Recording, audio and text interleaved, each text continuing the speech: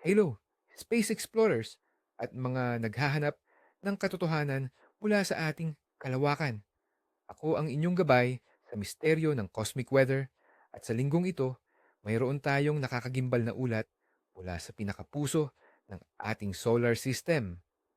Ikalawang intriguing hook. Handa na ba kayo? Dahil ngayong linggo, ang araw ay naghahanda ng serye ng mga biglaang pagbuga na magdadala ng mga geomagnetic surprise sa ating daigdig. Hindi ito ordinaryong linggo. Ito ay isang panahon kung saan ang cosmic na hangin ay nagdadala ng nakakaalarmang senyal. Ang hindi nakikitang alon ay patuloy ng lumalapit sa daigdig. Humanda kayo dahil ang ating magnetic shield ay susubukin at malalaman natin kung gaano ito katatag. 3. General Forecast for the Week. Ang linggong ito mula Enero 12 hanggang Enero 18, 2026 ay hindi magiging tahimik. Sa halip, ito ay magiging isang moderate to tense na panahon na may ilang alon ng aktibidad na magnetic. Mayroon tayong mataas na posibilidad ng minor, G1, na geomagnetic storm, lalo na sa kalagitnaan at huling bahagi ng linggo. Ang mga ito ay pangunahing idudulot ng paulit-ulit na high-speed streams, HSS, mula sa mga coronal hole, mga rehiyon sa araw kung saan ang solar wind ay mas mabilis na lumalabas. Factor 4. Scientific literacy, short. Bago tayo sumisid sa araw-araw na forecast, unawain muna natin ang kalikasan ng mga magnetic storm. Ang magnetic storm o geomagnetic storm ay isang malaking disturbance ng magnetosphere ng Earth na nangyayari kapag may mabilis at mahusay na palitan ng enerhiya mula sa solar wind papunta sa space environment na nakapalibot sa daigdig. Karaniwan, itong sanhi ng mga solar flares, malalakas na pagsabog ng enerhiya at radiation mula sa ibabaw ng araw. Coronal mass ejections, CMEs, malaking pagbuga ng plasma at magnetic field mula sa korona ng araw. Kapag tinamaan nito ang Earth, nagdudulot ito ng malalakas na magnetic storm. Coronal holes, mga rehiyon sa korona ng araw kung saan ang magnetic field lines ay bukas at ang solar wind ay mas mabilis na lumalabas na lumilikha ng high-speed streams. Para sukatin ang lakas ng isang magnetic storm, ginagamit natin ang KP index at ang G levels ng NOAA. Ang KP index ay sumusukat sa planetary geomagnetic activity sa loob ng 3 oras na may scale mula 0, tahimik, hanggang 9, matindi.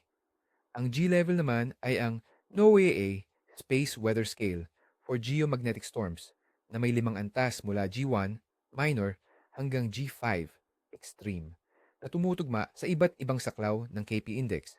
Halimbawa, KP5 equals G1, KP9 equals G5.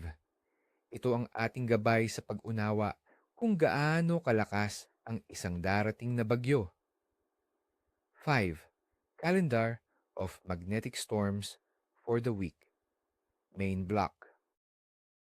Narito na ang ating detalyadong cosmic weather forecast mula Lunes hanggang Linggo, Enero 12 hanggang Enero 18, 2026.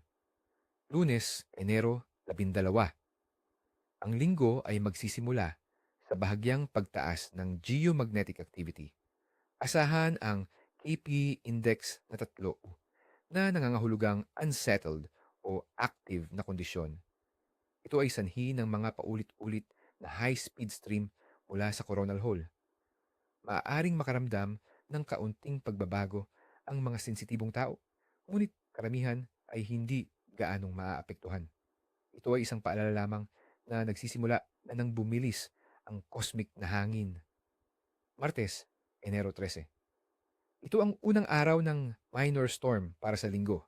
Inaasahan ng Kapapa K-index na 5, Tempoy, na tumutugma sa Enya Aoi G1, no minor geomagnetic storm. Ang pagtaas na ito ay direktang resulta ng patuloy na impluensya ng coronal hole high-speed stream. Posible ang mga maliliit na issue sa power grid at maaaring maapektuhan ng satellite operations. Miyerkules, Enero 14. Ang aktibidad ay mananatili sa minor storm level. Muli, asahan ang COPA Index na 5 na isang G1 minor geomagnetic storm. Patuloy ang impluensya ng high-speed stream.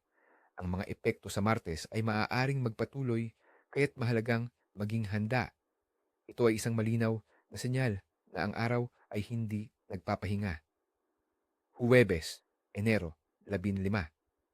Isang window of calm para sa linggo. Ang geomagnetic activity ay inaasahang babalik sa quiet na antas na may Okip index na 2. Ito ay isang pagkakataon upang makahinga at maghanda para sa susunod na alon ng aktibidad. Sa araw na ito, ang araw ay tila nagtatago ng kanyang susunod na sorpresa. Biyernes, Enero 16. Patuloy ang kalmado. Ang SCAPI index ay mananatili sa 2 na nangangahulugang quiet na kondisyon. Walang inaasahang malaking epekto sa daigdig. Ito ang perpektong araw para mag-relax bago ang muling pagtaas ng tensyon. Sabado, Enero 17. Ang pinakamapanganib na araw ng linggo. Muling bumalik ang minor storm level. Inaasahan ng COPI index na 5 na tumutugma sa G1 minor geomagnetic storm. Ito ang pinakamalakas na pagtaas ng aktibidad na nakikita sa forecast para sa linggong ito. Ang matinding pagtaas na ito ay muling idudulot ng paulit-ulit na coronal hole high-speed stream. Dahil ito ay Sabado, ang mga tao ay maaaring mas malantad sa posibleng epekto sa kalusugan at teknolohiya. Maaaring magkaroon ng malinaw na epekto sa power grids sa mataas na latitude at maaaring magdulot ng anomalya sa satellite navigation at high-frequency radio communication. Linggo, Enero 18. Ang linggo ay magtatapos ng may patuloy na minor storm conditions. Inaasahan pa rin ang KP Index na 5 at isang G1 minor geomagnetic storm. Ang enerhiya mula sa araw ay patuloy na umaagos at ang ating magnetic field ay patuloy na sumasalo. Ang mga epekto na naranasan noong Sabado ay maaaring magpatuloy sa araw na ito. 6. Possible consequences. Ang mga magnetic storm na may G1 level ay maaaring magdulot ng iba't ibang epekto para sa mga sensitibong tao, lalo na ang mga may sakit sa puso at alta presyon. Maaaring makaranas ng pananakit ng ulo, pagkahilo, pagbabago sa presyo ng dugo, palpitations, at problema sa pagtulog. Ang stress sa katawan ay maaaring tumaas.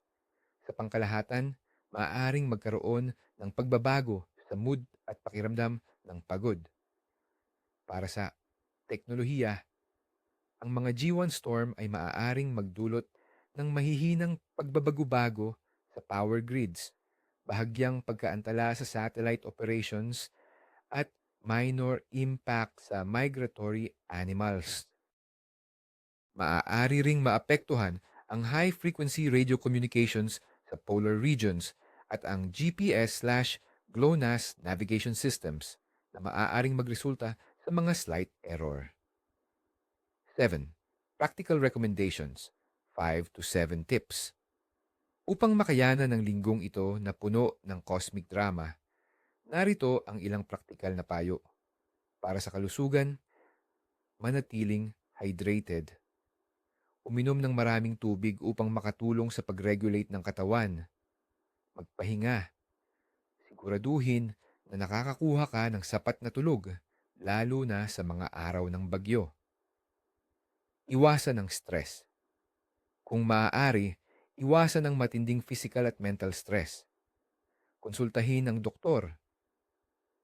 Kung mayroon kang pre-existing conditions, makipag-ugnayan sa iyong doktor para sa karagdagang payo, lalo na sa mga peak days. Healthy diet, kumain ng masustansyang pagkain at iwasan ang kapiina at alkohol para sa teknolohiya at araw-araw na buhay. Monitor News. Manatiling updated sa mga balita mula sa Space Weather Prediction Center ng NOAA. I-charge ang gadgets. I-charge ng maaga ang mga electronic devices kung sakaling magkaroon ng bahagyang pagbabago sa power grid. GPS, Forecast Navigation. Kung kritikal ang eksaktong lokasyon, maging handa para sa posibleng minor inconsistencies sa GPS sa mga araw ng G1 storm. 4. Important warning. Plus, farewell. Tandaan mga kaibigan, ang mga space weather forecast ay preliminary at maaaring magbago ng mabilis dahil sa pabago-bagong kalikasan ng araw. Patuloy tayong magbantay at maging handa. Ang kosmos ay buhay at lagi itong nagbibigay ng mga sorpresang hindi natin inaasahan. Huwag palampasin ang anumang update. Mag-subscribe sa aming channel at i-activate ang notification bell upang hindi mahuli sa pinakabagong balita mula sa kalawakan. Hanggang sa muli, manatiling ligtas sa ilalim ng ating magnetic shield.